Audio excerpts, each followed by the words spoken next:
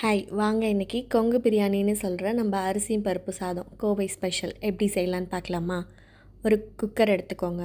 குக்கரில் கொஞ்சமாக எண்ணெய் ஊற்றி எண்ணெய் நல்லா சூடானதுக்கப்புறமா கடுகு, ஒரு பட்டை, 2 கிராம்பு, கொஞ்சமாக சோம்பு வச்சுக்கோங்க. அது கூடவே வெங்காயம் எல்லாம் போட்டு நல்லா வதக்கி விட்டுருங்க. வெங்காயம் நல்லா வதங்கினதுக்கப்புறமா பச்சை மிளகா, வரமிளகா, இதுக்கு நம்ம மசாலா தூள் எதுவும் போடுறதில்ல. அதனால நீங்கள் காரத்துக்கு ஏற்ப பச்சை மிளகா போட்டுக்கோங்க. அது கூடவே கருவேப்பிலை, தக்காளி எல்லாம் போட்டு நல்லா வதக்கி விட்டுட்டு கொஞ்சமாக மஞ்சத்தூள், உப்பு நல்லா வதக்குங்க. பச்சை வாசம் போகிற அளவுக்கு நல்லா வதக்கி விட்டுட்டு 1 கப் ரைஸுக்கு 3 கப் தண்ணி ஊற்றி, தண்ணி கொதி வரத்துக்குள்ளே நம்ம அதுக்கு ஒரு மசாலா அரைச்சிக்கலாம்.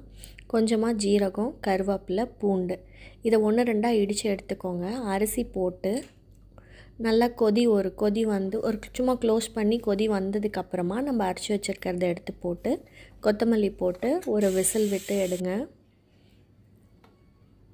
ரொம்பவே சூப்பராக இருக்கும்.